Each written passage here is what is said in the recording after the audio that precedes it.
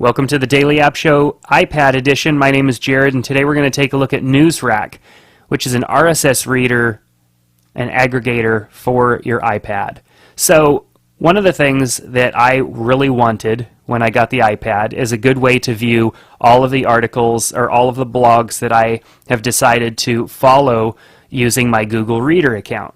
Now, you can't use Google Reader too well in Safari on the iPad, mainly because it requires a lot of being able to scroll up and down inside of fields, and that's hard to do in an iPad. So this application here has done a great job of bringing in all of your information from your Google Reader account into your iPad.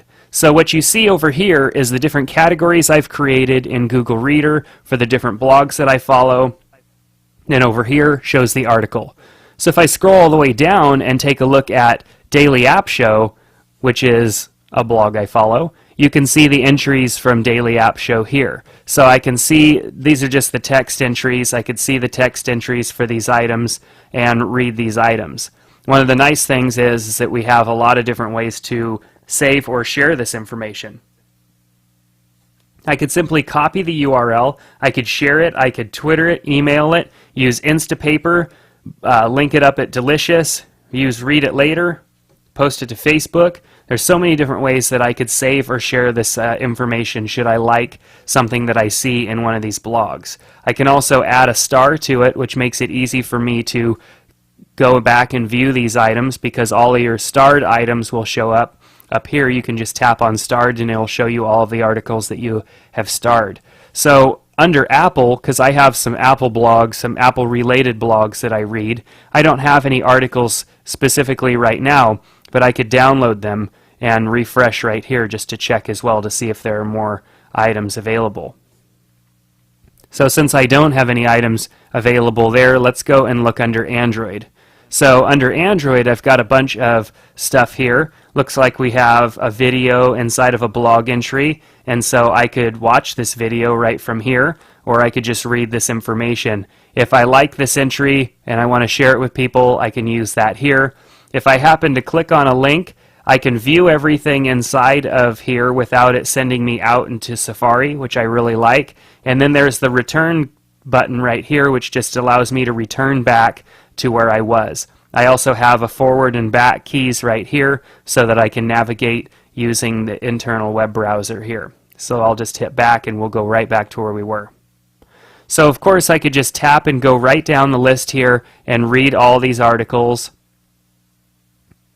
Or if I feel that I just don't have time to read them and I need to clear things out, I can hit the check mark here and it will mark all of them red.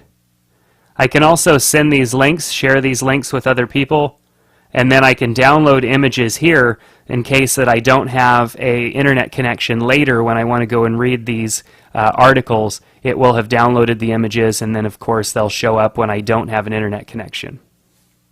The refresh button right here, really easy to use. So let's mark all these red and go back.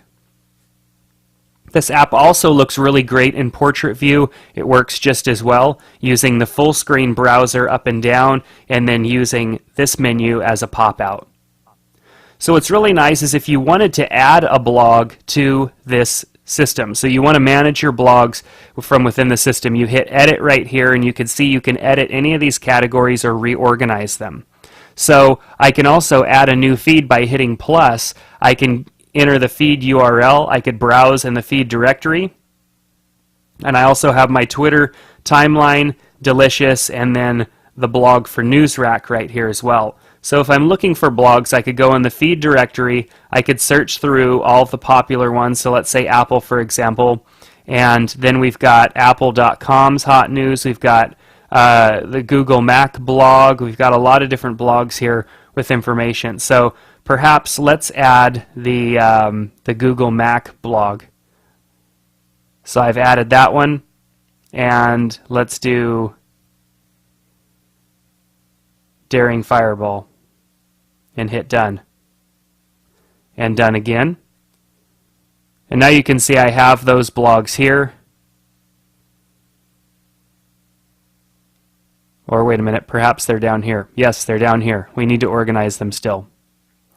So we tap on that and then hit right there and hit save. There we go.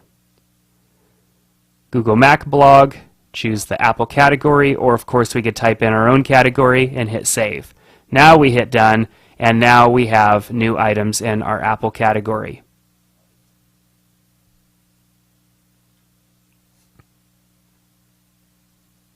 Very easy to use, very easy to read the information.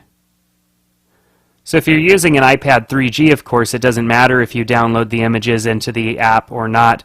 But if you're using the Wi-Fi edition, this application makes it really nice because then you can get all of the information that you need to read these items when you're offline as well.